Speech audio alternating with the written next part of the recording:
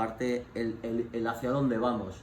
Y ahí nos metemos pues a mirar un poquito la normativa que hay en ventilación. Yo voy a ir un poco rápido, si queréis que vaya un poquito más lento pues me comentáis.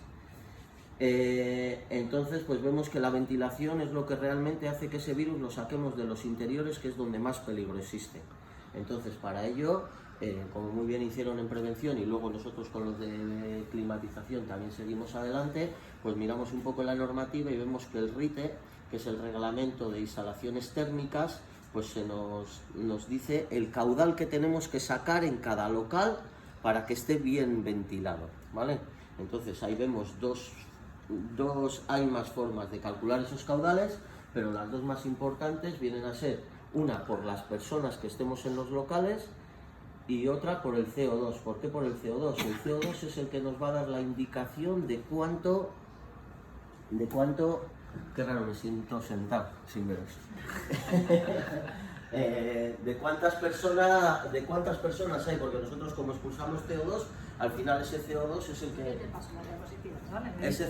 el que nos va a decir cuántas personas hay en el local, cuánto CO2 estamos emitiendo, y si estamos emitiendo el CO2 también podemos estar emitiendo el virus, por lo tanto ahí es cuando tenemos que coger y sacarlo.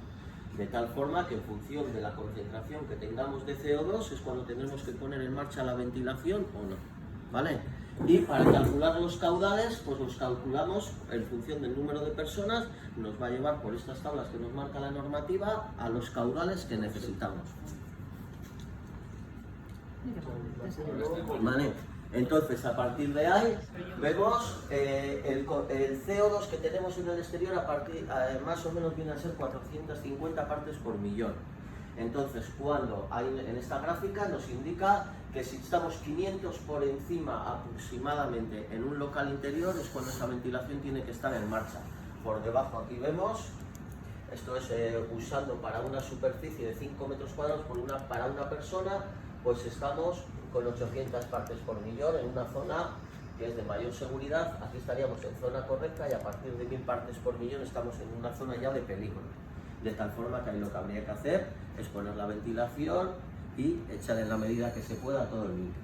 A partir de ahí decimos, vale, pues tenemos aquí mucho CO2, tenemos muchos virus, pues ¿qué hay que hacer? Lo que hay que hacer es echarlos. Para ello hay dos formas. Una forma es mediante los purificadores de aire, por eso pongo limpieza, desinfección del aire.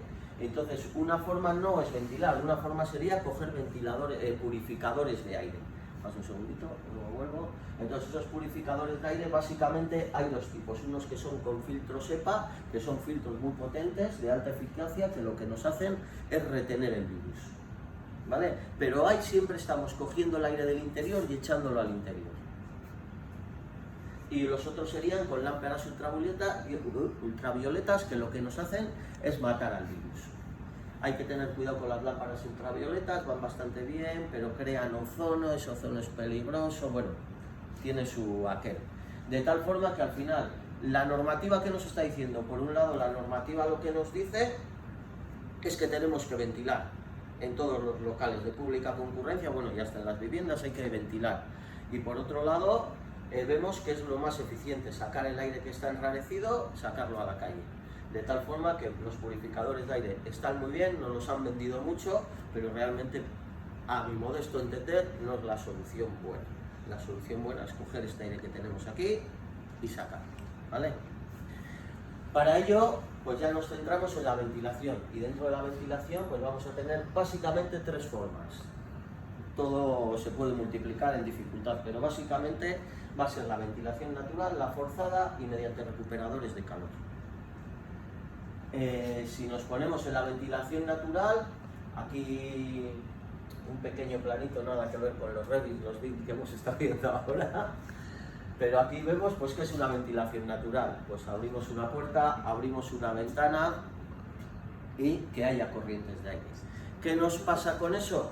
Hay momentos que puede ser suficiente, incluso de más, pero no está controlada, no sabemos de qué caudales hablamos, no sabemos lo que estamos metiendo ni sacando y queda al factor humano de nuevo. Al final, igual que estábamos hablando de que la mascarilla tiene que estar bien, estamos dejando al factor humano el abrir una ventana, una puerta y que haya corrientes, y sin saber si es suficiente o no es suficiente. Y Vitoria igual es un poquito la ventilación natural es un poquito heavy, ¿no? ¿Eh? Aquí en Vitoria, que la ventilación natural es un poquito heavy igual en invierno. Sí, sí, de hecho a día de hoy no está permitida, Eso, pues. no está permitida en obra nueva, siempre en todos los institutos, en todos los Ahí nos centros han No, educativos. yo digo por frío, más bien. Por frío, No, sí, eso Sí, es. no, estábamos por debajo de 17 grados Ya, ya. siempre. Claro, Sí, pero pero nosotros Vitoria estábamos a cero. ¿Y Estábamos qué a pasa cero. al final? Pues que la gente no abre las ventanas, que estamos aquí Como 40 para y todos abrirlas. con las ventanas cerradas. Como para abrirlas. Entonces, pues, bueno. Luego tenemos la ventilación forzada. ¿Qué nos hace la ventilación forzada? Pues ya cogemos un ventilador o dos ventiladores en su formato más sencillo. No sé si os acordáis las típicas tabernas de toda la vida con el ventilador en la ventana, en un cachito de la sí. ventana. Sí, Pero lleno de Eso grasa. eso era una extracción de aire. Al final solo tenía eso, pero tenía un ventiladorcillo ahí que todo el humo que estábamos creando nos lo echaba afuera. ¿Por dónde entraba el aire? Por donde podía. Por las rendijas, porque las ventanas no cerraban bien, por la rendija de la puerta, cuando se abre la puerta. Entonces esa es una forma de ventilación forzada, pues ya muy cutre, vamos a decir, o muy escasa, en unos límites muy bajos, pero que funciona, que realmente según en qué casuística funciona. ¿Qué peligro tiene una ventilación forzada de ese tipo? Que lo que estamos haciendo, si estamos extrayendo, vamos a dejar el local en depresión. ¿Qué pasa? Que si yo el váter que tengo ahí no lo tengo en depresión, todos los olores van a venir hacia aquí. Sobrepresión, depresión, ¿vale? De tal forma que si lo dejamos en depresión, hay un sitio donde hay más presión, que si tiene malos olores, nos van a venir aquí. Entonces la depresión tiene su pega, ¿vale? Pero funciona según en qué sitios, ¿eh? A partir de ahí, ¿qué podemos hacer? Una ventilación forzada también lo podemos hacer con un ventilador, pero en vez de que saque el aire, que meta aire, y dejamos esto en sobrepresión, evitamos malos olores, ¿no? Y dejamos esto en sobrepresión y ya se abrirá la puerta y sacaremos ese aire, ¿vale? Entonces es otra opción que podemos manejar. ¿Qué más ventilación forzada puede haber? En vez de tenerle solo con un ventilador, ya ponemos dos ventiladores, uno en aquella punta que meta aire, otro en aquella punta que saque aire. Ya estamos diciendo el caudal exacto que queremos y estamos haciendo una ventilación total de meter y sacar aire. Entonces ya bueno, nos empezamos a adecuar. ¿Qué pasa? Que al final si el local es muy grande, aquí hablábamos de 1500, 1600 metros cúbicos a la hora. Pues si todo lo haces con un ventilador, pues el chorro de aire, la corriente de aire, la desconfortabilidad. Cuando estamos hablando en climatización, una de las palabras básicas es dar confortabilidad. No es solo poner esto a 23 grados o a 24, es ponerla a 23 grados, es que no haya corrientes de aire, es que la humedad sea buena, influyen varios factores y la confortabilidad incluye todos esos factores. ¿Vale? Aprovecho para decir, hablando de la confortabilidad, que alguno de vosotros dice que tiene frío y me ha dicho, Ana, baja, vamos a bajar luego, ¿vale? Porque lo vamos a ver en directo, cómo bajar ese nivel de aire. Y es lo que tú estás diciendo, hay una persona que no está confortable. Estás notando una... Yo me he movido de sitio. Ahí encima tenéis una salida de aire, entonces estáis notando, porque quizás hay demasiado caudal y tenemos ahí un problema de calor, pero lo vamos a solucionar ahora, pero lo vamos a ver en directo. Y es lo que está diciendo, esa sensación de desconfort es esa. De tal Hay forma... demasiado aire, demasiado calor. Sí. Y ahora luego lo bajamos. No, es que me quedo pensando en eso porque creo que va un poco más allá, va en función de la temperatura que haya en cada momento, pero bueno, sí. De tal forma que para evitar que haya tanto caudal de aire moviéndose, si al final pones conductos y lo llevas a los puntos que quieres, pues vas a minimizar esos caudales. No vamos a sacar los 1600 en un punto, sino que lo vamos a sacar en 6 puntos. Los difusores es por donde sacamos el aire y las rejillas por donde lo coge. Ya tenemos una cantidad de aire mucho más pequeña por todos los lados, ¿vale? Entonces en ese punto lo que hacemos ya pues, es hacerlo con ventilación forzada. ¿Qué nos pasa en este caso? Que cuando estamos aquí vamos a depender totalmente de las condiciones exteriores. No está abierta la ventana como antes, pero nos pasa esto, que si fuera hay 10 grados, 15 grados, ese aire a ti que te está entrando está a esa temperatura. Entonces eso nos crea también esa desconfortabilidad. Y de ahí nos vamos entonces a los recuperadores de calor. Pasa a la siguiente. Jota. Sí, desde luego volvemos a esta. Vale. ¿Qué es un recuperador de calor? Pues es esos dos ventiladores en los cuales sacamos y metemos aire, pero aparte de ello lo que tenemos es un intercambio de calor entre el aire que sacamos de aquí y el que entra de la calle. De tal forma que si el aire que sacamos de aquí vamos a ponernos en invierno, que se ve más claro, tenemos a 22 grados totalmente calefactado, lo pasamos por aquí y este aire me va a salir a 10. Y el aire que tenemos en la calle a 0 grados me va a entrar a 12. De tal forma que simplemente sin mezclar los aires, intercambiando térmicamente, haciendo un balance energético, haciendo un intercambio de calores, estamos consiguiendo que el aire que entra al local se caliente y aprovechar el calor que había aquí. Ya no tendremos que calentar energéticamente también, ya no tendremos que calentar desde los 0 grados, sino tendremos que calentar desde los 12 grados. ¿Vale? Entonces un recuperador básicamente consiste en eso. Luego los recuperadores de calor pueden tener más cosas, ¿eh? O sea, generalmente siempre tienen unos filtros. El RITE que os he puesto antes nos dice que hay que tener una filtración, entonces pues esos filtros van puestos tanto para entrar al local dependiendo de la calidad que tengamos en el exterior, como para sacar del local si ese local es una fábrica que está contaminando un montón. También nos van a obligar a poner una filtración para que no ensucie el aire exterior.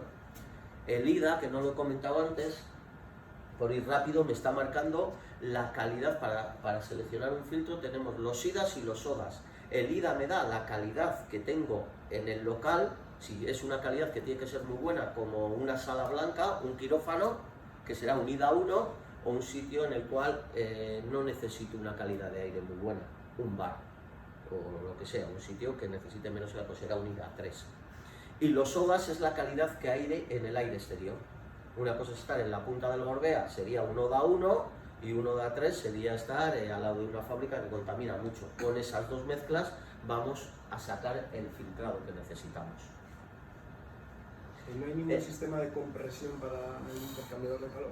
O sea, no usar un sistema. A partir de ahí, ¿qué me pasa? Que yo aquí lo que puedo hacer es ponerle unas baterías de agua, más que de compresión, que podría ponerse, normalmente es de agua caliente o agua fría. Yo le pongo una aerotermia aquí o una enfriadora que lo que me hace es enfriar o calentar agua, y cojo ese agua y aquí tengo una batería por la que hago pasar ese agua y por la que pasa el aire, de tal forma que ya no consigo solo esos 11 grados. Le digo, no, al local, para que tú no tengas frío, vas a entrar ya a 22 grados. O a 25 o a 30 para que me consiga calentar el local. Y en verano, en vez de hacer que ese agua se caliente, que se enfríe y que me climatice el local, porque estamos a 30 y pico. ¿Sí? ¿No usa ningún tipo neveras y así no suele haber un sistema de compresión o de aire? En neveras, El frigorífico mismo tiene un sistema, una zona de calor dentro del frío, ¿no? te metes en un tinglado, ¿eh? No quiero decir, no, pregunto a ver si usan algo así. Que te puedo responder. No, pero usan algo así. Usan algo así. Lo que he llevado aquí, la enfriadora y la aerotermia, es un ciclo de compresión. Eso. De por sí. Entonces ese ciclo de compresión lo que me hace es enfriar o calentar agua. Es un ciclo frigorífico y dentro de ese ciclo frigorífico una parte es o enfriar o calentar ese agua. Suelen llevar. No, es muy raro. Lo normal de los recuperadores de calor, sobre todo se ven más en sitios pequeños. Bueno, hay que decir que a partir de 1025 metros cúbicos a la hora, por normativa, también el RITE nos dice que es obligatorio ponerlo. ¿Vale? Entonces en sitios así grandes puede ser que se llegue a poner algo para evitar esto. En vivienda y así, que se utiliza mucho a día de hoy, no, es muy raro verlo. Y lo normal es que si pones un recuperador simplemente sea esto, se le puede acoplar. De hecho, yo tengo en la cabeza el ponérselo aquí, por lo menos para calor o bueno, como una continuación del proyecto. Luego pasaremos. No te molesto más. Quería decir algo más, se me ha ido. Cuando nos metemos en esos temas, generalmente lo que se hace es meterte en UTAs, unidad de tratamiento de aire, climatizadoras, que básicamente esa UTA va a tener, por un lado va a tener esto, pero luego aparte tiene unas baterías de calor y de frío, tiene un humidificador, un deshumidificador, tiene una serie de cosas más para conseguir climatizar el local y darle las condiciones exactas que queremos. Es decir, si climatizamos con un split, el típico equipo de aquí de pared o de estos de techo, tiene una unidad exterior y una unidad interior y va con un ciclo de compresión, de tal forma que el refrigerante llega aquí y lo que hago es coger aire de aquí y echarlo, cogerlo aire, enfriarlo y sacarlo, o calentarlo, siempre son bomba de calor, de tal forma que lo que estoy haciendo es coger este aire. Eso no quiere decir, dentro de la confortabilidad que os he dicho antes, si tú tienes de esos aquí 3, 4 y dices, jo, qué bien estoy de temperatura, pero va a llegar un momento que cuando estemos aquí 30 vamos a seguir estando igual de mal, porque vas a estar a la temperatura adecuada, pero vas a estar con un aire totalmente viciado, totalmente enrarecido y no vas a tener confortabilidad porque te va a faltar ventilación. Yo con mis alumnos, y bueno, he estado trabajando en ello muchos años, siempre lo primero es ver si se puede ventilar. O sea, lo básico es ventilar porque es la base de empezar a estar a gusto. Y cuando conseguimos ventilar y tener un aire como en la calle, es cuando podemos empezar a estar a gusto. Y luego a partir de ahí ya le damos las temperaturas y las condiciones. Aparte de que energéticamente hay muchos días entre tiempos en Euskadi que nos hacen que simplemente con esa ventilación conseguimos condiciones buenas en el local sin tener que poner esa compresión que al final es un motor eléctrico.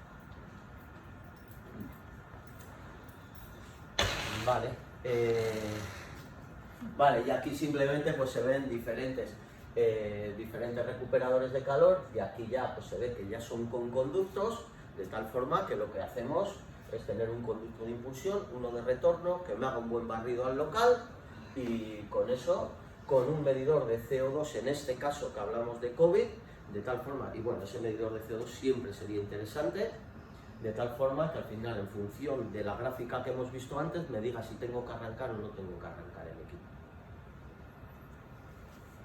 Seguimos. Entonces un poquito, eso es la base teórica, ¿no? A partir de ahí, nosotros ¿qué hemos hecho en la obra? Pues bueno, lo que han hecho los alumnos, porque es algo que han hecho todos los alumnos de segundo de instalaciones frigoríficas y de climatización, lo que han hecho es un dimensionamiento del caudal necesario según normativa, que también lo hicieron las de prevención y los de prevención, hacer la selección de los equipos para ese tipo de ventilación, porque al final, pues con todo lo que hemos hablado, hay una mezcla de tipos de instalaciones y hay que elegir lo que se quiere. Hay que diseñar los conductos para que vayan a la velocidad adecuada, para que no haya ruidos. El ruido que oímos, que yo me he asustado cuando he llegado, es de esto. No es de los conductos. No es de los el ruido de conductos. fondo que hay ahora, como el pitido ese, de aquello. Es de aquí, sí. Y de aquí también. Es del ordenador. Entonces, pues se nota el aire un poco se tiene que notar si justo estás en ese, pero el aire que se nota es muy bajo. Yo creo que está bastante bien calculado, que lo tienen bastante... Yo soy friolero, aunque no haya aire también, yo paso frío. Dentro de la confortabilidad es otra cosa que yo siempre comento, por no enrollar de... Yo creo que te debes de cambiar de sitio para probar. Aquí estás más Seguro que Vete aquí donde abajo... sí. Te está pegando justo. Vete donde Realmente vete se ahí, abre. vete. En este tipo lo que hace es abrirse. Si no te Pero ahora aquí pega... estoy mejor, justo abajo. Hay una... Pues ¿Quieres pues, vivir Yo al soy límite? friolero, aquí también y seguro tan que estoy friolero, igual. Sí, sí. En la... Mira yo. Cuando se habla de confortabilidad, que es el tema anterior a las cargas térmicas y a meterse en la climatización finalmente dicha, hay unas siglas que son PPI, porcentaje de personas insatisfechas. Y ese porcentaje de personas insatisfechas suele andar entre el 5 y el 7%, aun haciendo la instalación más perfecta que se pueda hacer. Yo he estado cuando estaba trabajando en esto, climatizamos un edificio que era para oficinas, ahí en Sondica, y llegó un momento que había alguien que se quejaba. Oye, ¿qué tal que se queja? La instalación en marcha, tal. Vale, venga, vamos, joder, el difusor, sí, bueno, lo cerramos un poquito, a ver si no te molesta, es que tengo frío. A la tercera que llamó, se lo cerramos del todo, pues volvió a llamar. Y empiezas a indagar, a hablar con otros, claro, llevas 6 meses entre la obra, en que vienen, que pones en marcha, que tal, que cual, Y el tema es que ellos estaban en Bilbao, no se tenían que desplazar y en ese grupo había unas quejas totales al irse a Sondica, que tenían un desplazamiento malo, que tenían que coger los coches, y era una queja no hacia la climatización, era una queja hacia lo que estaba pasando allí, psicológica, ¿no? De, oye, es que yo no quiero estar aquí cerrado, pero totalmente cerrado el difusor, no salía aire y se seguía quejando. O sea, que bueno, que el PPIS existe y que no quita que no sea verdad. No sé yo, De hecho, yo ahora empiezo a notar que empieza a hacer calor, que ya sale caliente. ¿Ahora es caliente? ¿Estás notando? Yo ahora empiezo a notar que ya no es tan frío como antes. Está activo. También yo estoy Ya, activo. El claro. coche suele venir a Es que- 24 grados. ¿Eh? Yo el coche climatizador suele venir a Luego hay 24 gente- grados. Sí, luego, claro, si luego Hay gente que depende. tiene el termómetro de avería como yo, Sí, entonces eso ya sí, no sí, tiene sí, arreglo. cada uno, claro, claro. 24 Que es distinto, caliente ¿eh? ahí. O sea, tener el termómetro averiado no significa que seas una parte de PPI, que seas una chica o una persona, sino que simplemente pues las condiciones tuyas con el de al lado es distinto. Yo he trabajado en Entonces, Madrid. si uno quiere estar a 20 y otro a 25, pues es muy difícil de solucionar. Yo he trabajado en Madrid y tenía un hackey, o sea, tenía un hackey en pleno mes de agosto en la oficina puesto. Pero no era una cuestión mía, no era, los demás estaban a gusto y yo estaba con el jersey. A veces se me olvidaba, bajamos a tomar café y yo me plantaba en la gasolinera con jersey de invierno. Pero eso soy yo, o sea, yo reconozco mi... Yo he dicho, el coche 24 grados. No sé cómo se imagina que la gente Bueno, asfixia. en el RITE nos habla que en verano la temperatura no puede bajar de 24 grados. Porque en verano, otra de las cosas que actúan es el clock, que es el nivel de vestimenta que llevamos. Claro. Ese nivel de vestimenta hace que en verano vamos así y con 24 grados es suficiente. En invierno vamos con camiseta interior de algodón, otra. Entonces al final en invierno te dicen que tienes que subir hasta 21 grados y en verano no puedes bajar a 24. Y son temperaturas de confort. Bueno, entonces, bueno, pues ese diseño conducto, el cálculo de conductos para que todo eso vaya bien, selección de rejillas y difusores para adecuar a lo que tenemos, ejecución de toda la obra y regulación y puesta en marcha. Que aquí un poquito no, aquí es donde se mete a tope Jorge, que en esa parte el equipo ya venía con su regulación, que era darle al botón prácticamente, hacer 4 ajustes, pero el equipo nos lo venden con regulación. Lo que hemos hecho es quitar toda esa regulación y ponerle una nueva, regularlo nosotros, todo con, bueno, eso ya os lo contará Jorge, todo monitorización y todo, monitorizar todo y aparte de ello, regular toda la instalación. Esto es el bit que nos esto, que me parecía bastante... Claro. Y aquí unas fotos de cómo los chavales, joder, pues ha sido una pasada porque están en obra. Para mí sí que tengo que decir la parte mala, que han dedicado demasiado tiempo a ventilación cuando hay que aprender mucho de compresión, enfriadoras, tal. Es un tema muy grande, pero el estar en obra es una cosa muy valiosa y para ellos pues me parece que han aprendido un montón, el estar aquí con el del plano, con el del techo, con el del electricista, pues para mí ha sido bastante interesante para ellos. Y luego pues eso, ha habido que hacer las soportaciones de los equipos, soldadura eléctrica. Ese es el recuperador. No, recuperado, que ahora lo Que vemos. luego lo vamos a ver. Parece. Este es el recuperador y aquí Javi sí se ve cómo se hacen. Ahora vas a ver los cruces para que vaya, que es un jaleo, que realmente es un jaleo no solo en el dibujo, es un jaleo en la obra. De hecho vas a ver lo que ocupa ahí del recuperador, claro, porque tú de aquí tienes que salir, pásame para atrás al BIM, sí. Ahí. Luego también, ¿no? Aquí tenemos que conseguir que para que me haga un barrido de todo, pues me salga por los difusores. Esto tiene su diámetro para conseguir que me llegue aquí, ¿no? Pues a la distancia, y luego para que me haga el barrido tengo que ir hasta las esquinas y allí tienen aquel retorno. De tal forma que esto, si ahora pasamos al recuperador, que eso lo vemos luego ya en directo, pues todo esto, ese cruce hay que hacerlo aquí y tiene un jaleo potente. Y luego el recuperador ya veremos.